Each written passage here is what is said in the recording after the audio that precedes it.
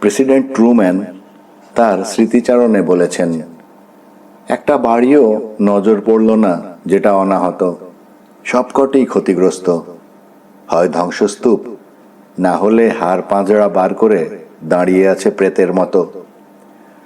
আমাদের গাড়ির ক্যারাভান গিয়ে থামল রাইস চ্যান্সেলরির সামনে, সম্পূর্ণ বিধ্বস্ত। সেই ঝোলা বারান্দাটার চিহ্ন মাত্র নেই, যেটির উপর দাঁড়িয়ে হিটলার তার অনুগামী নাৎসি যুবরাজদের সামনে বক্তৃতা দিত। ট্রুম্যান তো আর সেই ফিজিক্স অথবা ম্যাথসের ছাত্রটি নন, তাই খোঁজ করে দেখতে চাননি আইনস্টাইনের বাড়িটা মুখ থুবড়ে পড়েছে অথবা হাড় পাঁজরা বার করে দাঁড়িয়ে আছে। ভ্রমণ কাহিনীর উপসংহারে ট্রুম্যান লিখেছেন, মানুষ তার ক্ষমতার বাইরে হাত বাড়ালে কি পায় তারই প্রদর্শনী যেন। আমি এমন ধ্বংসস্তূপ কখনো দেখিনি। জানি না ওরা এ থেকে আদৌ কোনো শিক্ষা পেল কি না। ইতিহাস এর জবাব দিয়েছে। ওরা কোনো শিক্ষা পাক আর না পাক, প্রেসিডেন্ট ট্রুম্যান যে কোনো শিক্ষাই পাননি তার প্রমাণ হিরোশিমা এবং নাগাসাকি। পরদিন 17 জুলাই সকালে মার্কিন যুদ্ধ সচিব এসে দেখা করলেন প্রধানমন্ত্রী চার্চিলের সঙ্গে। বাড়িয়ে দিলেন একটি টেলিগ্রাফ। তাতে লেখা, সন্তান নির্বিঘ্নে জন্মলাভ করেছে। চার্চিল আনন্দে আত্মহারা। তখনই দেখা করলেন ট্রুম্যানের সঙ্গে। পরামর্শ দিলেন, একথা স্তালিনকে ঘুণাক্ষরেও জানাবার প্রয়োজন নেই। তুরুপের টেক্কা লুকিয়ে রাখাটাই বুদ্ধিমানের কাজ। শুধু দেখতে হবে রাশিয়া যেন এই শেষ মওকায় জাপানের বিরুদ্ধে যুদ্ধ ঘোষণা না করে বসে, তাহলেই তাকে লুটের ভাগ দিতে হবে। জাপানের সঙ্গে রাশিয়ার বর্তমানে অনাক্রমণাত্মক চুক্তি বজায় আছে, তাই থাক। স্তালিন যেন অ্যাটম বোমার কথা জানতে না পারে। ট্রুম্যানের এটা ঠিক পছন্দ হলো না। চার্চিল তার সঙ্গে একমত হলেন না। ওই দিনই পটসডামে এসে উপস্থিত হলেন ইউরোপ খণ্ডে মিলিত মিত্রবাহিনীর সেনাপতি জেনারেল আইসেনহাওয়ার। অ্যাটম বোমার বিষয়ে বিন্দু বিসর্গও তিনি জানতেন না। সব কথা শুনে তিনি নাকি বলেছিলেন, আশা করি এমন অস্ত্র আমাদের ব্যবহার করতে হবে না। অথচ ওই দিনই ট্রুম্যান তার দিনপঞ্জিকায় লেখেন, সেই দিনই ঠিক করলাম জাপান আত্মসমর্পণ না করলে আমি পরমাণু বোমা ব্যবহার করব। ট্রুম্যান এবং স্টিমসনের কাছে এসে উপস্থিত হলেন মার্কিন স্থল বাহিনীর প্রধান জেনারেল মার্শাল এবং বিমান বাহিনীর চিফ জেনারেল আর্নল্ড। তারা জানতে চাইলেন পারমাণবিক বোমা আদৌ ফেলা হবে কি না, হলে কবে হবে এবং কোথায় ফেলা হবে। প্রথম দুটি প্রশ্নের জবাব পেলেন সহজেই, বোমা ফেলা হবে এবং যত শীঘ্র সম্ভব। তৃতীয় প্রশ্নটির বিষয়েই বিস্তারিত আলোচনা হলো। প্রথমে স্থির হয়েছিল এই 5টি শহরের মধ্যে সেই বিধ্বংসী বোমা হিরোশিমা, ককুরা, নিগাতা, নাগাসাকি অথবা কিয়াতো। স্টিমসনের অনুরোধে শেষ নামটা বাতিল করা হলো। ওখানে নাকি আছে প্রাচীনতম বৌদ্ধ মন্দির, বহু শতাব্দীর স্মৃতি বিজড়িত স্বর্ণ মন্দির। একটিমাত্র পারমাণবিক বোমায় কতটা ক্ষতি হতে পারে সেটা নির্ধারণ করার উদ্দেশ্যে অনেক আগে থেকেই নির্দেশ জারি করা হয়েছিল। ওই 5টি শহরে আদৌ কোনো সাধারণ বোমা বর্ষণ করা হবে না। ওই 5টি শহরবাসী তাদের দুর্লভ সৌভাগ্যে এতদিন উৎফুল্ল ছিল। তাদের ধারণা এটা নিতান্তই কাকতালীয় ঘটনা। তারা জানতো না যে তারা একদল সাইকোপ্যাথের জিয়ানো কই মাছ। 26শে জুলাই পটেনডাম থেকে ঘোষিত হলো 3 বিশ্ববিজয়ীর শেষ চরমপত্র। অবিলম্বে জাপান যদি আত্মসমর্পণ না করে তবে চরম সর্বনাশ অনিবার্য। তারপর যা ঘটেছে তা সর্বজন বিদিত। বাস্তবপক্ষে স্তালিন জার্মানিতে এসে পটলড্যামে মিলিত হবার আগেই জাপান রাশিয়ার কাছে প্রস্তাব পাঠিয়েছিল। সে নাকি আত্মসমর্পণ করতে চায়, রাশিয়া যেন মধ্যস্থতা করে। স্তালিন জাপানকে সে সুযোগ দেননি। মোট কথা, জাপানের জবাব কি হবে তা ধরে নিয়েই যাবতীয় ব্যবস্থা ঘড়ির কাঁটা ধরে করা হচ্ছিল। গ্রোভসের ভাষায়, কোটি কোটি ডলার খরচ করে আমরা কি বানালাম তা 5 জনকে না দেখালে কৈফিয়ত দেব কি? সে যাই হোক, ঘড়ির কাঁটা টিক টিক করে এগিয়ে চলেছে।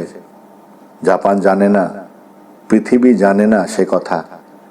প্রশান্ত মহাসাগরের এক অখ্যাত দ্বীপে একটি ব্রহ্মাস্ত্র প্রহর গুনে চলেছে, টাইম বম। কোনো দুর্ঘটনা না হলে সে বোমা ফাটবেই। দুর্ঘটনা ঘটেছিল, একটা নয়, দুটো। তবু হিরোশিমা মুক্তি পেল না। প্রথম দুর্ঘটনা, ইন্ডিয়ানাপোলিস যুদ্ধজাহাজ জাপানি সাবমেরিনে সলিল সমাধি লাভ করল। ওই জাহাজেই পাঠানো হয়েছিল পরমাণু বোমাটিকে আমেরিকার কোনো বন্দর থেকে প্রশান্ত মহাসাগরের নির্দিষ্ট দ্বীপপুঞ্জে। জাহাজের ক্যাপ্টেনও জানত না কি মহামূল্য সম্পদ সে নিয়ে যাচ্ছে, কিন্তু নৌবাহিনীর চিরাচরিত রীতি লঙ্ঘন করে তাকে যে আদেশ দেওয়া হয়েছে তাতে সে স্তম্ভিত হয়ে গেছে। ডেকের ওপর ওই যে বিচিত্র বস্তুটি রাখা আছে, ওইটাকে বাঁচাতে হবে প্রয়োজন বোধে। ক্যাপ্টেন জাহাজের সমুদয় নাবিকের জীবনের বিনিময়েও। জাহাজ ডুবে গেলেও ওটা সমুদ্রে ভাসবে এমন বন্দোবস্ত করা আছে। ইন্ডিয়ানাপোলিস এই অভিযান থেকে ফিরে আসেনি নিরাপদ বন্দরে। জাপানি সাবমেরিনে সেটা ডুবে যায়, কিন্তু নিরাপদে ওই অজানা বস্তুটি প্রশান্ত মহাসাগরের নির্দিষ্ট বন্দরে নামিয়ে ফিরে আসার পথে। দ্বিতীয় দুর্ঘটনাটা রাজনৈতিক। 4 জুলাই গ্রেট ব্রিটেনে গণভোট হয়। পটসড্যামে যখন মহাসম্মেলন চলছে, তখন ব্রিটেনে ভোটের গুনতি হচ্ছে। চার্চিল নিশ্চিন্ত ছিলেন সাফল্যের বিষয়ে। এত বড় বিশ্বযুদ্ধে তিনি বিজয়ী। তবু ফলাফল ঘোষিত হবার পূর্ব মুহূর্তে তিনি ফিরে এলেন স্বদেশে। 26শে জুলাই মধ্যরাত্রে ঘোষিত হল পটলড্যামের শেষ হুঙ্কার। আর ওই দিনই শেষ রাত্রে হল নির্বাচনের ফলাফল। চার্চিল হেরে গেছেন।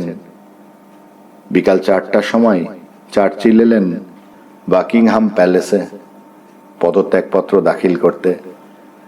এত বড় আঘাত আর অপমান তিনি কল্পনাই করেননি।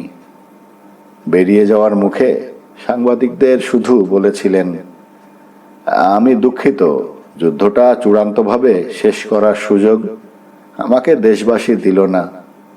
তবে জাপানের পতন আসন্ন। আজ্ঞে হ্যাঁ, আপনারা যত তাড়াতাড়ি ভাবছেন তার আগেই। তার ব্যবস্থাও আমি করে এসেছি। 6ই আগস্ট রাত্রি 2:45। 3টি বিমান রওনা হলো জাপানের দিকে। একটি বোমারু বিমান, নাম এনোলা গে। তার গর্ভে একটি মাত্র বোমা, প্রকাণ্ড বোমা, অথচ তার নাম লিটল বয়। তার পাইলট কর্নেল টিবেট এবং বোমারু ক্যাপ্টেন পারসন জানে কি বস্তুটি, আর কেউ তা জানে না। সকাল 8:15 রেডিওতে নির্দেশ এলো, নির্বাচিত 3টি শহরের সবগুলোতেই যদি আবহাওয়া খারাপ থাকে তবে বোমাবর্ষণ না করেই ফিরে এসো। পরপর 3টি শহরের নাম মনে আছে পাইলটের, হিরোশিমা, কোকুরা আর নিগাতা। 9:15। বিমান তখন 9632 মিটার উঁচুতে, গতিবেগ ঘন্টায় 525 কিলোমিটার। পেছনে পেছনে আসছে দুটো ফাইটার প্লেন। দূরে দেখা গেল হিরোশিমা। ইতিপূর্বে বোমাবর্ষণ হয়নি সেখানে। শহরবাসী নিশ্চিন্ত। পার্সন বোতামটা টিপল। বোমাটা বেরিয়ে যেতেই খানিকটা লাফিয়ে উঠল প্লেনটা। পরক্ষণেই প্লেনের মুখটা ঘুরিয়ে দিল টিবেট।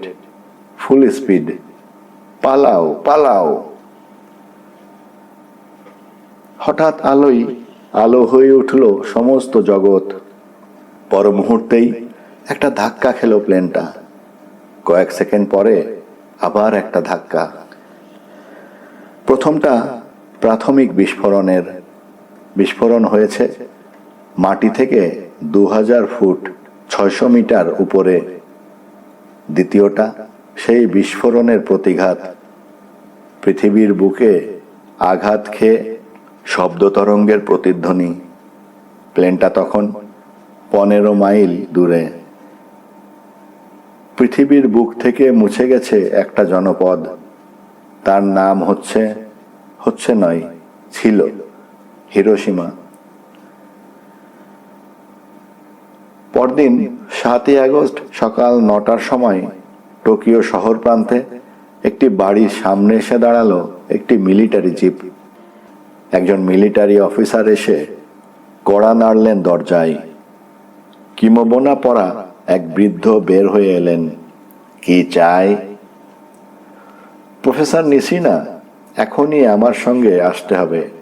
গতকাল থেকে আমরা হিরোশিমার সঙ্গে কোনো যোগাযোগ করতে পারছি না, না টেলিফোনে না রেডিওতে। এইমাত্র খবর পেলাম সেখানে নাকি একটা মাত্র বোমা পড়েছে। তাতে শহরটা নিশ্চিহ্ন হয়ে গেছে। আপনি এসে দেখুন। প্রফেসর ওমিও নিশিনা হচ্ছেন জাপানের সবচেয়ে বড় নিউক্লিয়ার ফিজিসিস্ট। নিলস বোরের সঙ্গে কাজ করতেন। অটো হানের বন্ধু। মুহূর্ত মধ্যে তৈরি হয়ে নিলেন নিশিনা। জিপে উঠতে যাবেন, এক সাংবাদিক দৌড়ে এলো। বলল, প্রফেসর, ওরা বলছে এটা পরমাণু বোমা। এইমাত্র মার্কিন ব্রডকাস্ট শুনে এলাম। নির্জলা মিথ্যা প্রচার। কি বলেন? আমি তো এখনো কিছুই দেখিনি। যা শুনছি তাতে মনে হয় মিথ্যে নয়। যা দেখলেন তাতে স্তম্ভিত হয়ে গেলেন প্রফেসর নিশিনা। তবু মনোবল হারাননি। সমস্ত দিন অম্লত অভুক্ত বৃদ্ধ প্রফেসর ধ্বংসস্তূপ পরিদর্শন করলেন, মাপজোখ নিলেন। যে স্থানের ওপর বোমাটা ফেটে পড়েছিল সেখানে মাটি খুঁড়ে রেডিও অ্যাক্টিভিটির পরিমাণ নিরূপণ করলেন, নিজের বিপদ তুচ্ছ করে। 4 মাস পরে তার দেহে রেডিও অ্যাক্টিভিটির লক্ষণ দেখা যায় এবং দীর্ঘদিন তিনি নার্সিং হোমে চিকিৎসাধীন ছিলেন। 2 দিন পরে 9ই আগস্ট ক্লান্ত দেহে ফিরে এলেন যখন টোকিওতে, তখন উনি জানেন তাপমাত্রা কতটা উঠেছিল, কত উঁচুতে বোমাটা ফেটেছিল, বায়ুর গতি কতটা হয়েছে, কতটা টিএনটি বোমার বিস্ফোরণের সমতুল্য এই দুর্ভাগ্য। পরে হিসাব করে দেখা গেছে প্রফেসর নিশিনার এই প্রাথমিক হিসাব নিখুঁত হিসাবের 97% নির্ভুল। টোকিওতে ফিরে এসেও রেহাই নেই। মিলিটারির লোকেরা বাড়ি যেতে দিল না ওকে। সোজা নিয়ে গেল সমর দপ্তর। একজন সামরিক বড়কর্তা বললেন, প্রফেসর, কতদিন লাগবে অমন বোমা তৈরি করতে? 6 মাস পর্যন্ত আমরা ওদের ঠেকিয়ে রাখতে পারি। প্রফেসর দীর্ঘশ্বাস ফেলে বলেছিলেন, বর্তমান পরিস্থিতিতে 6 মাস কেন, 6 বছর লাগা উচিত। আর আপনারা একটা কথা খেয়াল করছেন না, জাপানে ইউরেনিয়াম ধাতু আদৌ নেই। প্রফেসর, এই নতুন বিপদ থেকে উদ্ধারের কোনো পথই কি আপনি দেখাতে পারেন না? ক্লান্ত প্রফেসর বললেন, হ্যাঁ পারি। জাপান ভূখণ্ডের ওপর কোনো মার্কিন বিমান এসে পৌঁছবার আগেই তাকে গুলি করে নামাতে হবে সমুদ্রে। এতক্ষণে নিশিনা ছুটি পেলেন। প্রায় মাতালের মতো টলতে টলতে ফিরে এলেন সমর দপ্তর থেকে নিজের বাড়িতে। বাড়িতে ঢুকেই দেখেন সেখানে অপেক্ষা করছেন দুজন সামরিক অফিসার। ওকে দেখেই একজন লাফিয়ে ওঠেন, প্রফেসর, এখনই আমার সঙ্গে একবার আসতে হবে। নাগাসাকির সঙ্গে আমাদের সমস্ত যোগাযোগ বিচ্ছিন্ন হয়ে গেছে। ওরা কোনো সাড়া দিচ্ছে না, না টেলিফোন না রেডিওতে। কি হতে পারে বলুন তো? তিমি শিকারীর দলটাকে 5টি ভাগে বিভক্ত করা হলো। হ্যাঁ, তিমি শিকারীর দল। যুগ্ম সচিবের নির্দেশ নিয়ে FBI এর চিফের কাছে যখন অনুসন্ধানের আদেশ এলো, তখন তৈরি হলো এই হোয়েলার্স স্কোয়াড। তিমি শিকারীরা হারপুন দিয়ে বিঁধে আনবে সেই অতল সঞ্চারী তিমি মাছটিকে, ডেক্সটার। একা ডেক্সটার নয়, ইতিমধ্যে জানা গেছে আরো দুজন ছোট মাপের বিশ্বাসঘাতক এই দুষ্কার্যে প্রত্যক্ষ অংশ নিয়েছে। তাদের ছদ্মনাম যথাক্রমে অ্যালেক্স আর ডগলাস। FBI অনুসন্ধান করে বুঝেছে ওই 3 জন পৃথক পৃথকভাবে গুপ্তচর বৃত্তিতে অংশ নিয়েছে। তারা সম্ভবত পরস্পরকে চেনে না, মানে স্বনামে হয়তো চেনে, গুপ্তচর হিসাবে ছদ্মনামে চেনে না।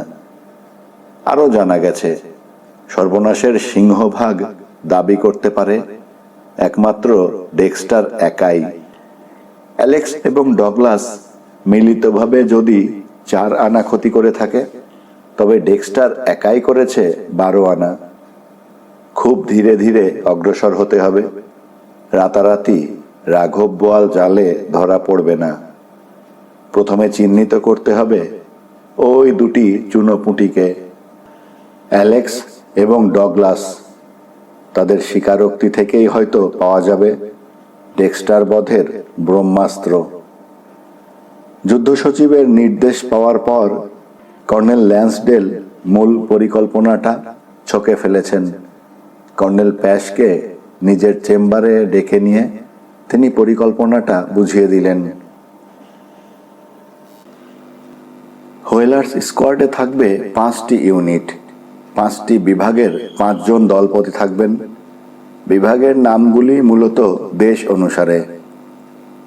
হাঙ্গেরিয়ান ইউনিট অনুসন্ধান করবেন 3 জন বিজ্ঞানের বিষয়ে।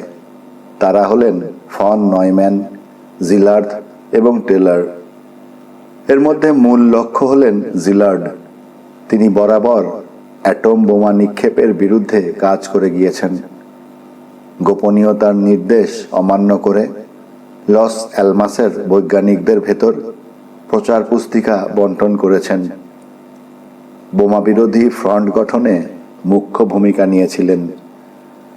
দ্বিতীয় ভাগ হচ্ছে রাশিয়ান ইউনিট। তার মূল লক্ষ্য ক্রিস্টিয়াকোস্কি। রবিনোভিচ অবশ্য বোমা নিক্ষেপের বিরুদ্ধে দল ও মত গঠনে সক্রিয় অংশ নিয়েছিলেন, কিন্তু গুপ্তচর বৃত্তি যেন তার চরিত্রের সঙ্গে খাপ খায় না। তা হোক, খবরটা পাচার হয়েছে রাশিয়ায়, ফলে 2 জন রাশিয়ান বৈজ্ঞানিককেই যাচাই করে দেখতে হবে। তৃতীয় অনুসন্ধানী দল পরীক্ষা করবে অপর 4 জন বৈজ্ঞানিককে। এই দলের কার্যপ্রণালী উপবৃত্তের আকার নেবে। কেন্দ্র একটা নয়, 2-2টো।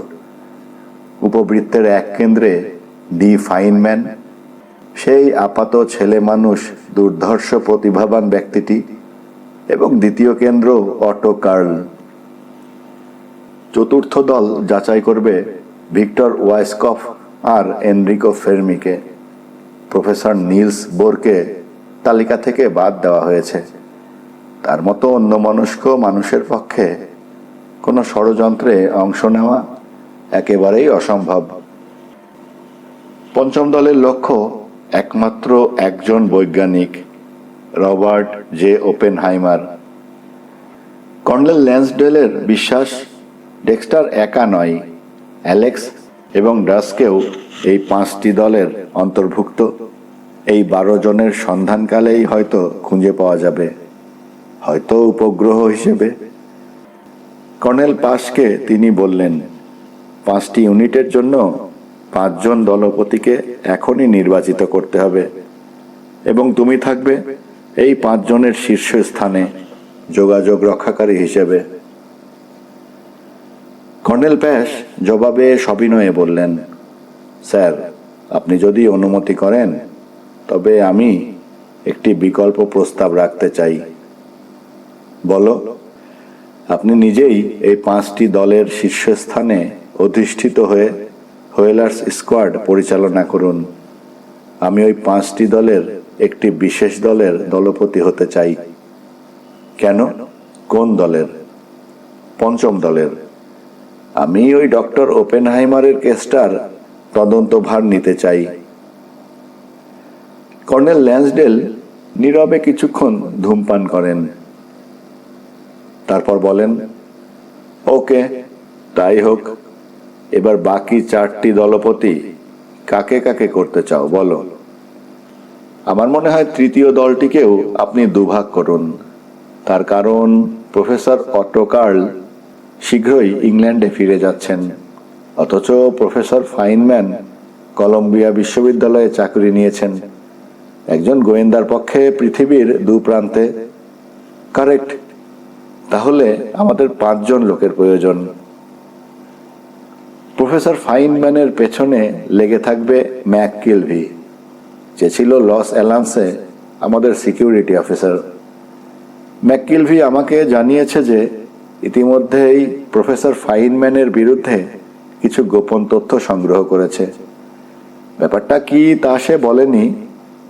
ওর মতে আরও একটু নির্ভরযোগ্য তথ্য সংগৃহীত না হলে সে রিপোর্টটা দিতে পারছে না। ভাবছি ম্যাককিলভিকে কলম্বিয়ায় বদলি করে দেব।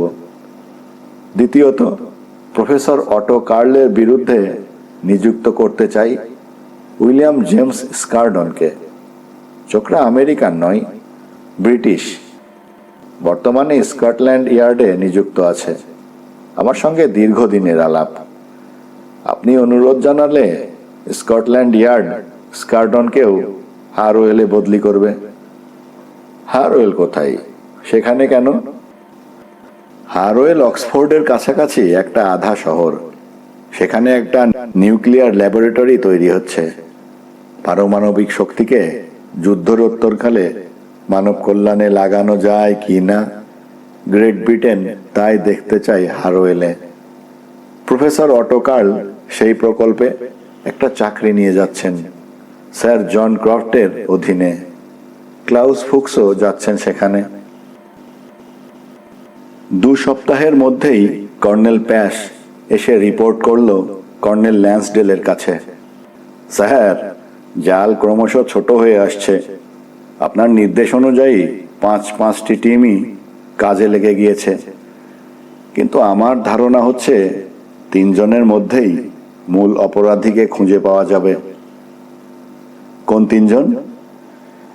ডিক ফাইনম্যান, ওপেনহাইমার অথবা অটো কার্ল।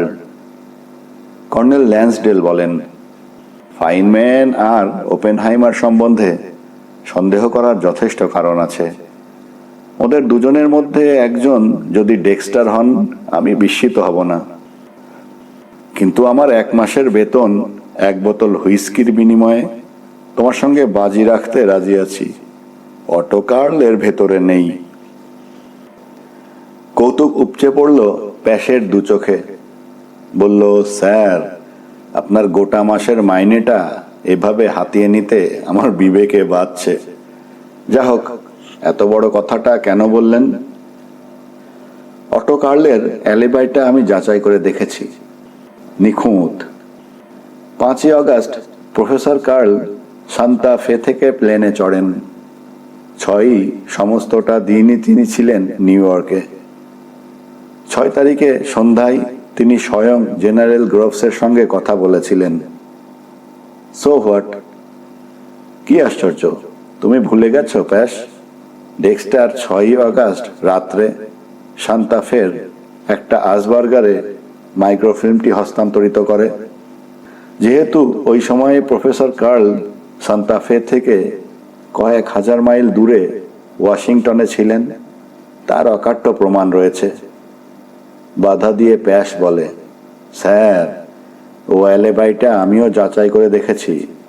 শুধু তাই নয়, প্রফেসর কার্লের হঠাৎ ওয়াশিংটনে আসার কোনো জোরালো যুক্তি আমি খুঁজে পাইনি। একমাত্র যুক্তি ওই অ্যালিবাই প্রতিষ্ঠা করা। তা থেকেই আমার মনে হয়েছে।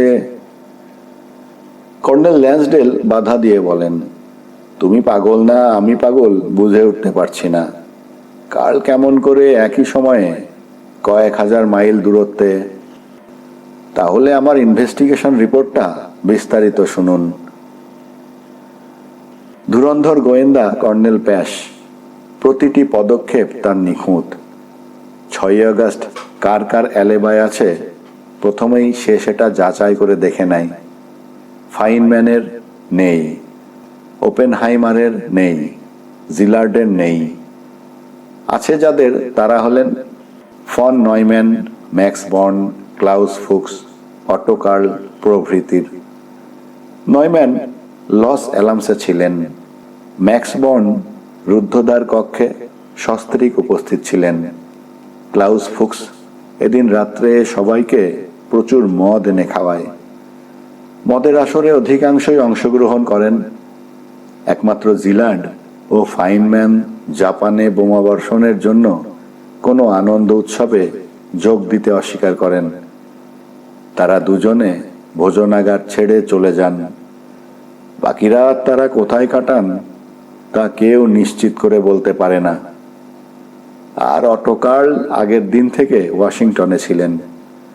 ফলে অ্যালিবাইয়ের হিসাব অনুসারে 3টি নাম লিপিবদ্ধ হলো প্যাশের ডায়েরিতে: ফাইনম্যান, ওপেনহাইমার এবং জিলার্ড।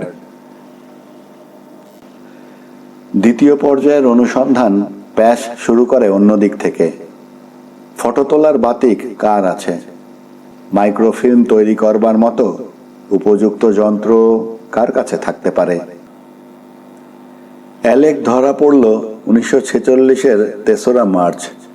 তার মাস 3 পরে স্যার জন, প্রফেসর কার্ল আর ডক্টর ফুক্স চলে গেলেন হারওয়েলে। অ্যালেকের প্রকৃত নাম ডক্টর অ্যালেন নান মে, ইংরেজ। যুদ্ধের প্রথম দিকে এসেছিল কানাডায়, সেখান থেকে শিকাগোতে। অ্যালেন নানের জবানবন্দি থেকে ডেক্সটার অথবা ডগলাস সম্পর্কে কোনো তথ্যই জানা গেল না। বস্তুত সে ওই দুজনের সঙ্গে কোনো সময়েই যোগাযোগ করেনি। 26শে জুলাই আর্নল্ডের কাছে এসে পৌঁছালো একটা কেবলগ্রাম সুদূর মার্কিন মুলুক থেকে। কোড মেসেজে FBI স্কটল্যান্ড ইয়ার্ডকে জানাচ্ছে, অনুমান করার যথেষ্ট কারণ দেখা যাচ্ছে যে ব্রুনো পন্টিকারভোই আসলে ডগলাস। তাকে অবিলম্বে গ্রেপ্তার করুন, প্রমাণাদি পাঠাচ্ছি। ফাইনম্যানকে কিন্তু ধরাছোঁয়ার মধ্যে পাওয়া গেল না। ম্যাককিলভি দীর্ঘদিন লেগেছিল তার পেছনে, ছায়ার মতো। কোনো নতুন সূত্র আবিষ্কার করতে পারেনি। অবশেষে কর্নেল প্যাশ নিজেই একদিন এসে হাজির হলো প্রফেসর ফাইনম্যানের ডেরায়। সমাদর করে ফাইনম্যান তাকে বসালো নিজের বৈঠকখানায়। আবহাওয়া থেকে শুরু করে সিনেমা, বেল সবকিছু আলোচনা করলো খোশ মেজাজে। কফি খাওয়ালো। শেষমেশ লস অ্যালামসের প্রসঙ্গ তুলতে বাধ্য হলো প্যাশ। ফাইনম্যান তৎক্ষণাৎ বলল, আপনার আইডেন্টিটি কার্ডটা দেখাবেন দয়া করে। কর্নেল প্যাশ তৈরি হয়েই গিয়েছিল। তৎক্ষণাৎ তার শনাক্তিকরণ কাগজপত্র দেখালো অধ্যাপককে। বলল, এবার আপনাকে আমি কিছু ব্যক্তিগত প্রশ্ন করতে চাই, কিছু মনে করবেন না। করলেই বা ঠেকাচ্ছে কে? স্বচ্ছন্দে প্রশ্ন করে যান। পিটার নামে আপনার কোনো পুত্র সন্তান ছিল বা আছে? আজ্ঞে না, আমার আদৌ কোনো পুত্র সন্তান হয়নি, ছিল না বা নেই। মিসেস অবমতা নামে একটি গভর্নেসকে আপনার পুত্রের জন্য কখনো নিয়োগ করেছিলেন? একগাল হাসল ফাইনম্যান। আমার পুত্রই নেই, তার জন্যে গভর্নেস? ওই নামে কাউকে আপনি চেনেন? না, চিনি না।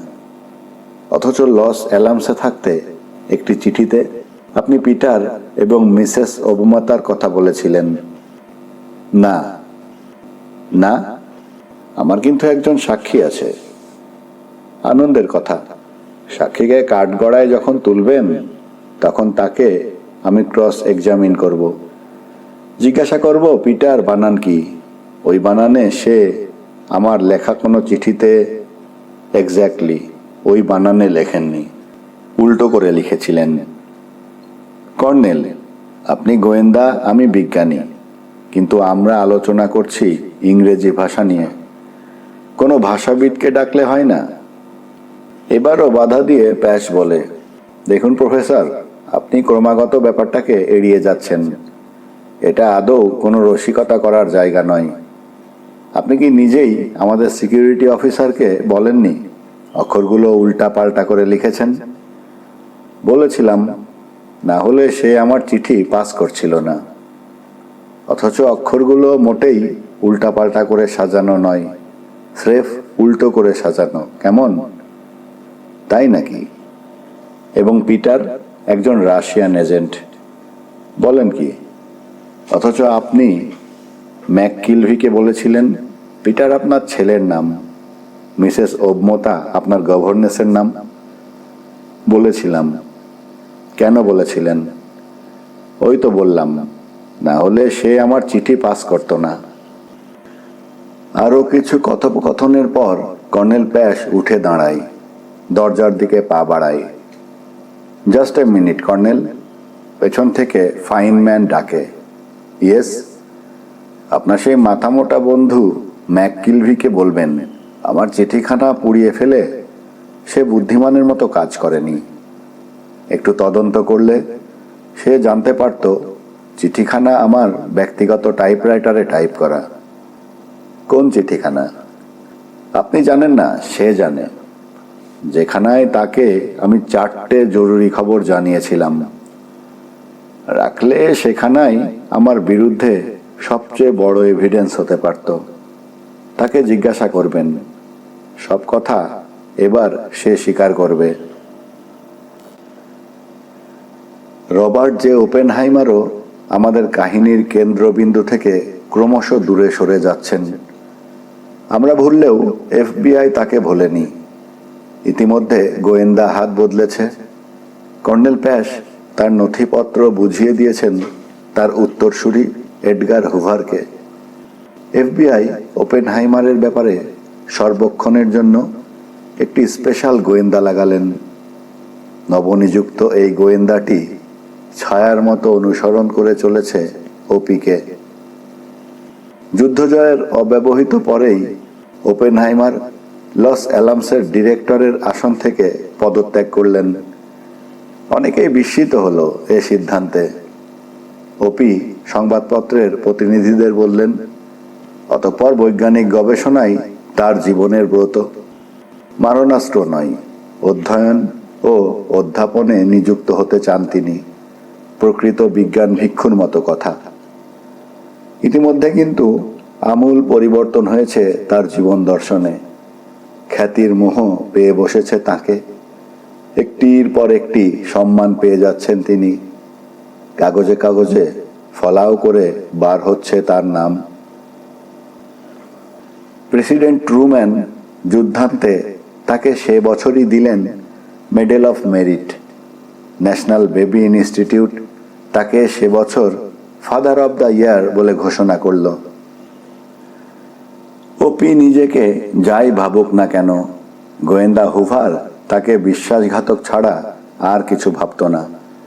নিউ ইয়র্ক হেরাল্ড ট্রিবিউনের বিশেষ সংবাদদাতা লিখেছেন, 1953 সালের নভেম্বর তক ওপেনহাইমার সংক্রান্ত নথিপত্র এত জমেছিল যে ফাইলগুলি একের পর এক সাজানো হলে তা 4.5 ফুট উঁচু হয়ে যেত। অর্থাৎ মানুষটার বিরুদ্ধে প্রমাণ প্রায় মানুষ সমান। হুভার ওই মাসেই সেই পর্বতাকৃতি নথিপত্র ঘেঁটে একটা সংক্ষিপ্ত রিপোর্ট তৈরি করল।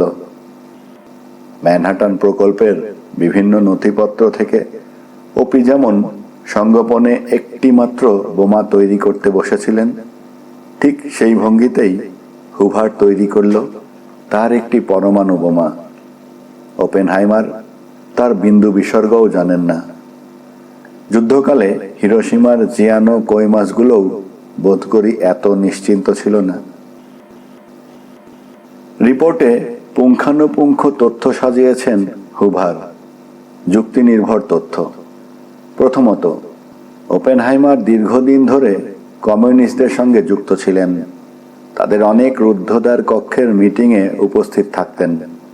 অনেক কমিউনিস্ট ঘনিষ্ঠ বন্ধু ছিল তার। ওপির স্ত্রী, ভাই ও ভাইয়ের বউ কমিউনিস্ট। ওপেনহাইমার ছদ্মনামে ওদের মুখপত্রে প্রবন্ধ লিখতেন, পার্টি ফান্ডে চাঁদা দিয়েছেন, তার অকাট্য প্রমাণ আছে। দ্বিতীয়ত, 1943-এর সেই 12ই জুন ওপি যে মেয়েটির সঙ্গে রাত কাটান, সেই মিস ট্যাটলক একজন নামকরা কমিউনিস্ট এজেন্ট। ওই সাক্ষাৎকারের পর মেয়েটি আত্মহত্যা করে, কারণটা অজ্ঞাত। তৃতীয়ত, ওপেনহাইমার সজ্ঞানে মিথ্যা ভাষণ করেছেন। হাকন শেভেলিয়ার আদৌ গুপ্তচর বৃত্তি নেননি। দীর্ঘদিন ওই শেভেলিয়ারের পেছনে এফবিআই গুপ্তচর নিযুক্ত করে নিঃসন্দেহে বুঝেছে তিনি জীবনে কখনো রাশিয়ান গুপ্তচরদের সংস্পর্শে আসেননি। ওপেনহাইমার তার মিথ্যা ভাষণে একজন নিরীহ পণ্ডিতের সর্বনাশ করেছেন। প্রেসিডেন্ট আইসেনহাওয়ার সচরাচর এসব ব্যাপারে নাক গলাতেন না। অধীনস্থ কর্মচারীদের যথাকর্তব্য করতে দিতেন। এক্ষেত্রে কিন্তু ব্যতিক্রম ঘটল। তিনি তৎক্ষণাৎ কয়েকজন অতি উচ্চ পদস্থ রাজকর্মচারীকে হোয়াইট হাউসে ডেকে পাঠালেন। সংক্ষিপ্ত অধিবেশন। মিলিটারি ম্যান আইসেনহাওয়ার তার কোনো কর্মচারীকে দিস রিকোয়ার্স অ্যাকশন বলেছিলেন কি না জানি না, কিন্তু ব্যবস্থা হলো অবিলম্বে।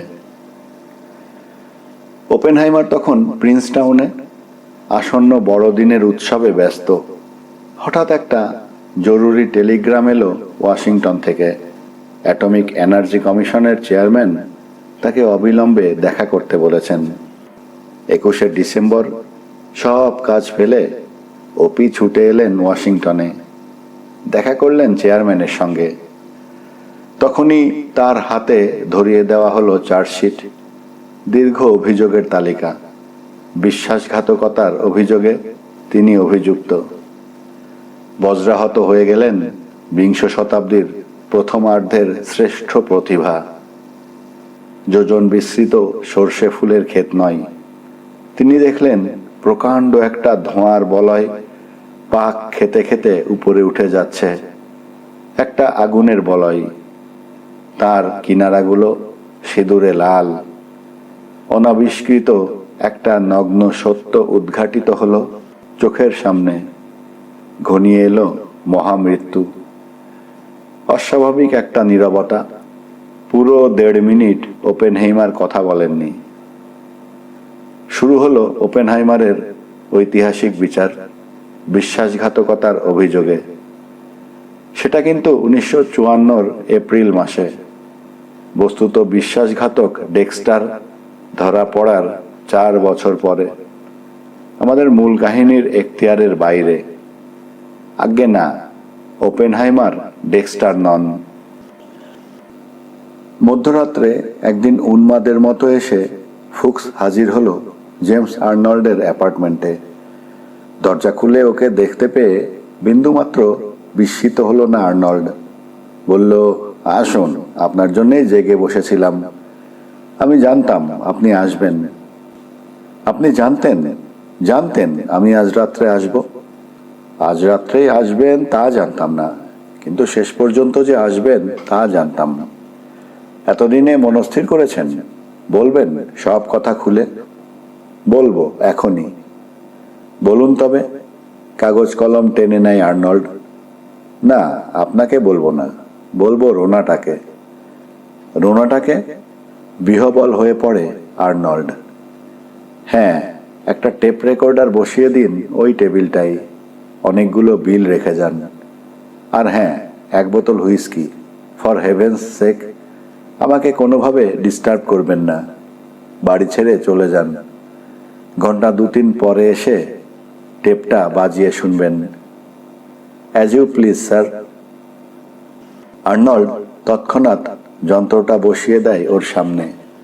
হুইস্কির বোতল আর গ্লাসটা রাখে হাতের কাছে। মানব চরিত্র সে ভালো রকমই বোঝে।